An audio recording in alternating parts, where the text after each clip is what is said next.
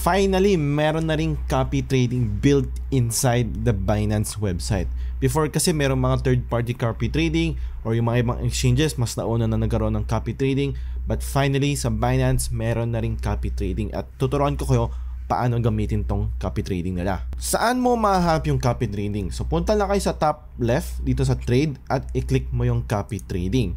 So, sa copy trading dito sa Binance, pwede kang maging isang lead trader. Kumbaga, ibig sabihin, ikaw ang leader. Pwede kang kopyahin ng mga ibang user. Or, pwede kang mag-copy trade ng mga ibang mas magagaling na trader or yung mga ibang lead trader. Sa mga ibang copy trading platforms kasi hindi ka pwede mag-simultaneous. Hindi ka pwedeng sabay mag-copy trading at maging isang lead trading.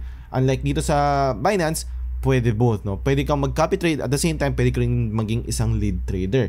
So, tuturuan ko muna kasi paano mag-copy trade ng mga ibang lead trader. So, dito sa baba, marami tayong lead traders at makikita mo yung ROI nila, yung PNL nila, kung magkano nakinita nila, and yung MDD nila, yung parang risk management nila, yung tolerance nila.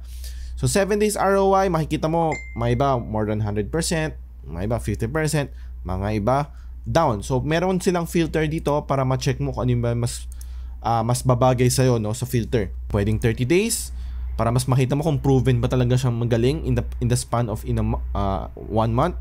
Makikita mo more than 100 plus. Maraming magagaling, no?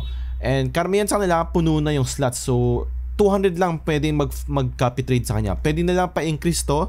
Kakausapin nila yung Binance support team, ganyan, para pwede maging 400, pwede maging 800. So depende yan, no? So may ibang traders umaabot ng 800 eh. So nasa sa inyo kung anong gusto mong filters.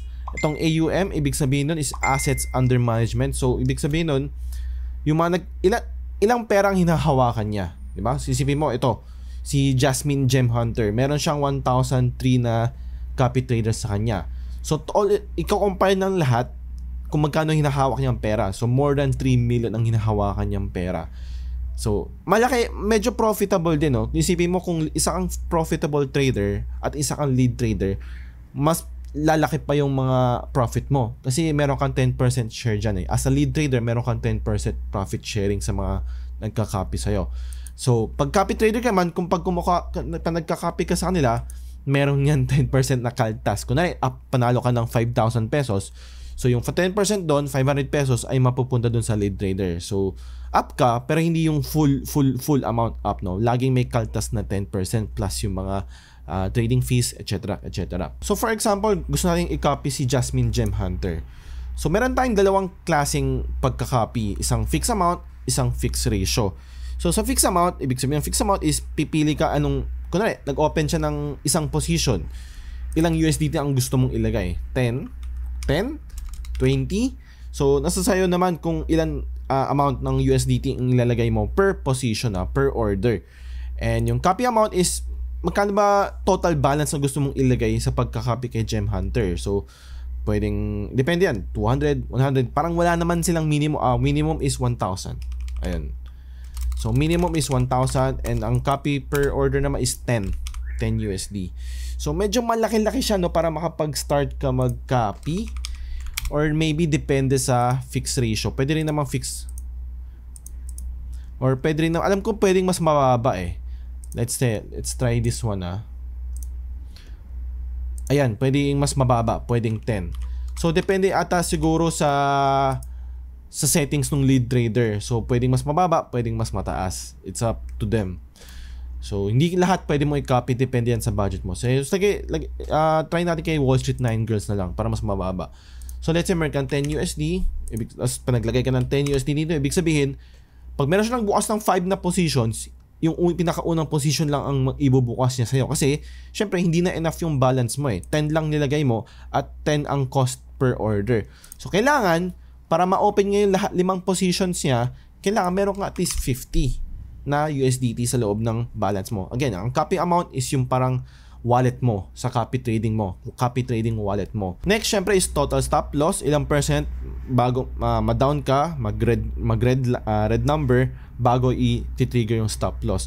Pwede ka rin magkaroon ng advanced settings dito. Syempre yung leverage, yung margin mode, gusto ba niya isolated, cross, leverage niya. Gusto mo ba times 5? Gusto mo ba kopyahin mo na yung leverage niya, yung margin mode niya, or gusto mo meron kang fix? Pwedeng from times 1 to times 10.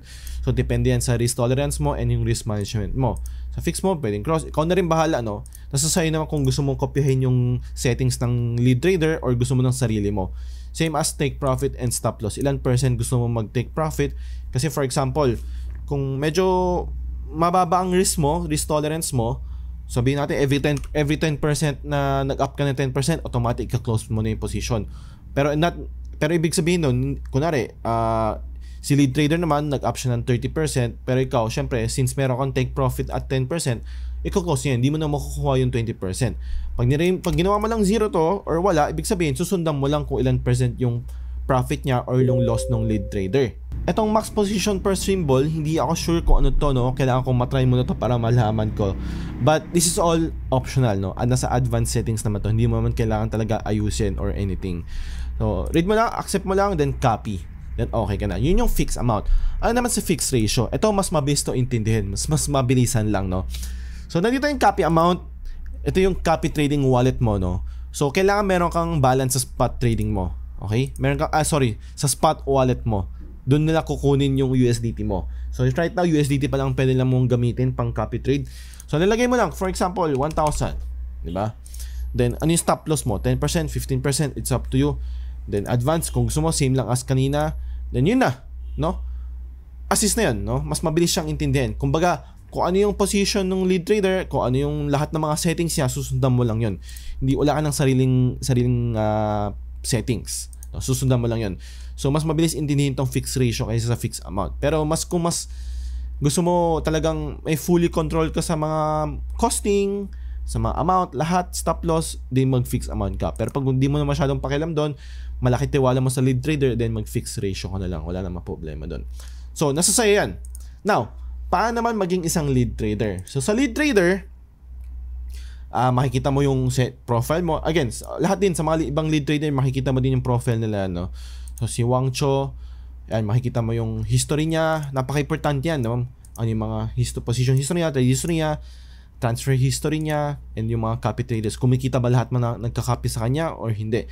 So, kailangan mo tignan yan para kumbaga ito yung statistics, analytics na kailangan mong i-research doon sa lead trader bago mo siya kopyahin.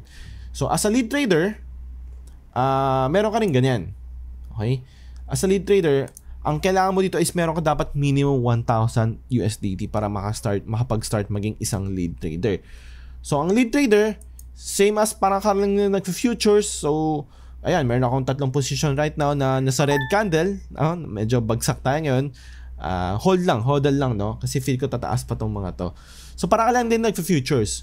And, assist lang, no? Pag lead trader ka, syempre, pag may kung maganda yung statistics mo, maganda yung analytics mo, lagi kang profit, gaganda yung profile mo, gaganda yung analytics mo. At some point, merong gusto mag-copy sa'yo.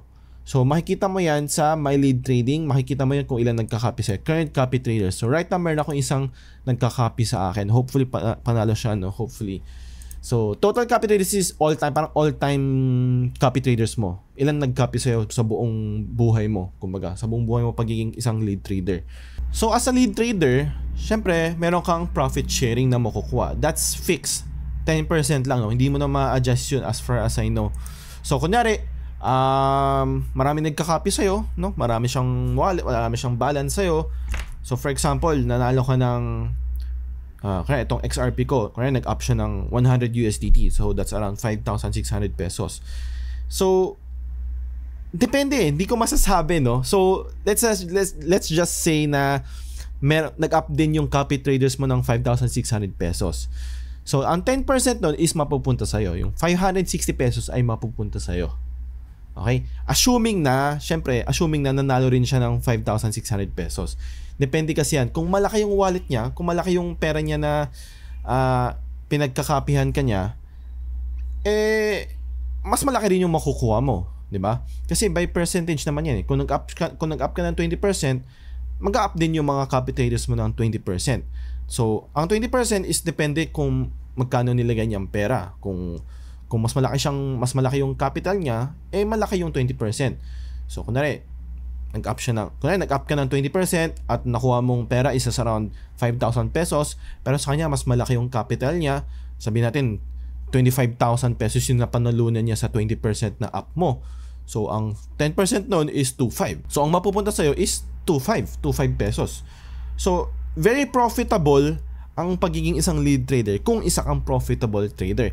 Kasi lalong dumodoble. Nagkaroon ka ng another layer na pwede mong pagkakitaan. No? Isipin mo, nagpanalo ka na sa trade mo, meron ka pang profit sharing na makukuha. Parang meron ka pang nakukuhang commission sa pagiging isa mong magaling na profitable trader. Iilan lang talaga dyan ang profitable trader. Maraming kang makikitang influencers, KOLs, or ibang traders na nagpo-post na lang winnings.